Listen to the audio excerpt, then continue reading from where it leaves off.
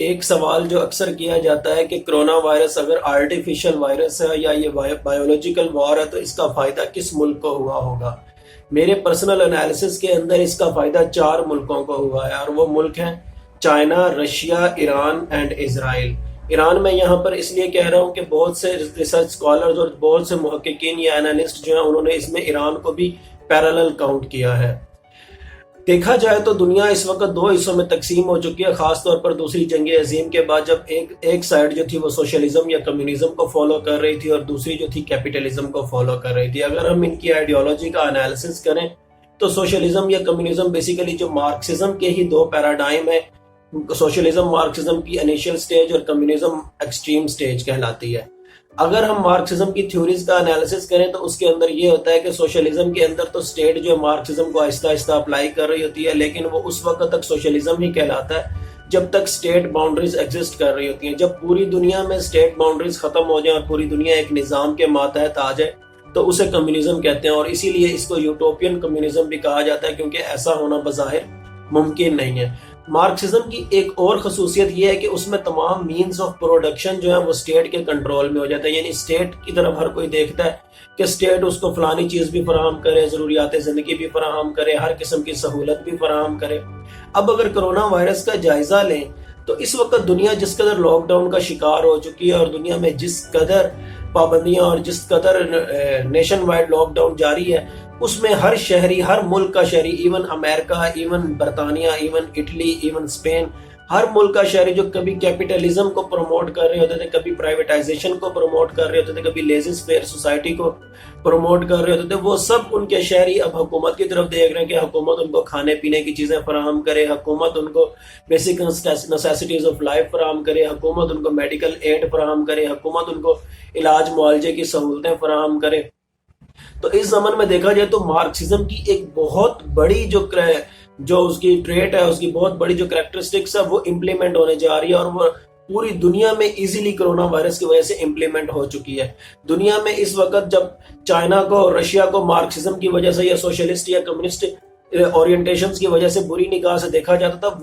وہی اورینٹیشنز اس وقت پوری دنیا میں پھیل چکی ہیں، اور پوری دنیا میں ایک طرح سے انڈائریکٹ مارکسزم یا کمیونزم یا سوشلزم وہ رجحانات پیدا ہونا شروع ہو گئے ہیں۔ اس کے برعکس جب میں نے آپ کو کہا کہ اس کا فائدہ چائنا کو ہوا، رشیا کو ہوا، ایران کو ہوا یا اسرائیل کو ہوا، اب اگر ہم ان ملکوں کے حالات کا جائزہ لیں، یہاں کے پولیٹیکل اینڈ اکنامک سسٹم کا جائزہ لیں،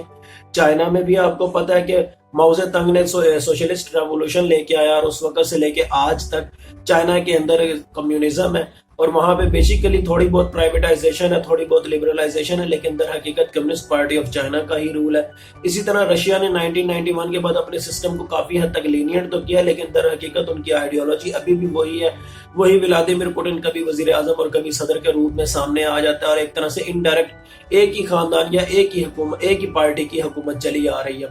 اس کے برعکس اگر دیکھا جائے تو اسرائیل کے اندر دیکھا جائے تو اسرائیل کے اندر بھی ان کی جو آئیڈیالوجی ہے بیسیکلی کہ وہ پوری دنیا کے یہودیوں کو سیکیور کرنا چاہتے ہیں، وہ انہوں نے ٹھیکہ لیا ہوا ہے کہ پوری دنیا میں جہاں کے بھی یہودی ہیں ان کو کوئی بھی مسائل ہیں تو وہ اسرائیلی حکومت ان کو سالو کرے گی، اسرائیلی حکومت ان کی بیسک نیسیسٹیز آف لائف کو فلفل کرے گی، اور اسرائیلی حکومت ہی ان کو ہر طرح سے ہر سہولت پرووائڈ کرے گی۔ اگر ہم اس کے علاوہ ایران کا جائزہ لیں، جس کے بارے میں بہت سے محققین اس بات کا اندازہ لگاتے ہیں کہ ایران کے اور چائنا کے اور رشیا کے اور اسرائیل کے پولیٹیکل یا اکنامک سسٹم میں کوئی فرق نہیں، تو ایران کے اندر بھی جس قدر اپنے شہریوں کو سہولتیں دی جا رہی ہیں بیسیکلی وہ بھی اسٹیٹ کے کنٹرول میں ہے۔ اسٹیٹ ہر طرح سے شہریوں کو اکوموڈیٹ کرتی ہے، اسٹیٹ ہر طرح سے اپنے شہریوں کو فیسیلیٹیٹ کرتی ہے، تمام basic necessities of life state کی طرف سے پرووائڈ کی جاتی ہیں، ہر طرح کی میڈیکل فیسیلٹی، ہر طرح کی ایجوکیشن، ہر طرح کی جتنی بھی ان کی سبسڈیز ہیں یا پیٹرول کی مد میں یا رہائش کی مد میں یا جو گھر بار ہے، وہ سب ایرانی گورنمنٹ کسی نہ کسی حوالے سے اپنے شہریوں کو وہ سہولتیں پہنچا رہی ہے۔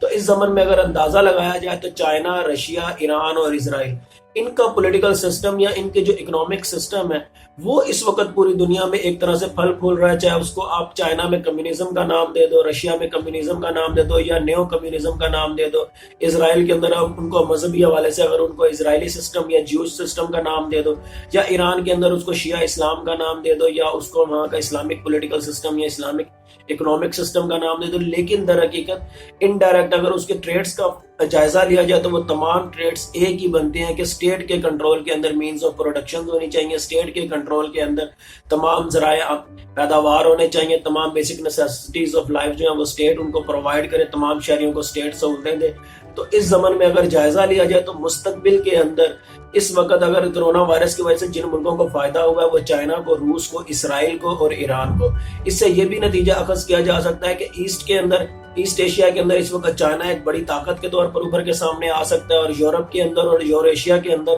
یا سینٹرل ایشیا کے اندر اس وقت اگر کوئی بڑی طاقت ابھر کے سامنے آئے گی تو وہ رشیا ہوگی۔ اس کے علاوہ میڈل ایسٹ میں اگر دو پاورز کوئی سی بھی جن کی آپس میں رائیولری ہوگی، کوئی سی دو میجر پاورز، وہ یا تو ایران ہوگی یا اسرائیل ہوگی یا یہ دونوں ہوں گی۔ لیکن ان چاروں کے علاوہ اگر امریکہ کا یا برطانیہ کا رول دیکھا جائے تو اس وقت وہ بالکل کولیپس کر چکا ہے، کیونکہ امریکن صدر جس قدر کرونا وائرس کو مذاق میں لے رہے تھے اس قدر ہی امریکہ کو اس نے سب سے زیادہ ہٹ کیا ہے۔ اور اگر اس کو دیکھا جائے کہ یہ بایولوجیکل وار ہے تو اس کا انالیسس اس زمن میں کیا جا سکتا ہے کہ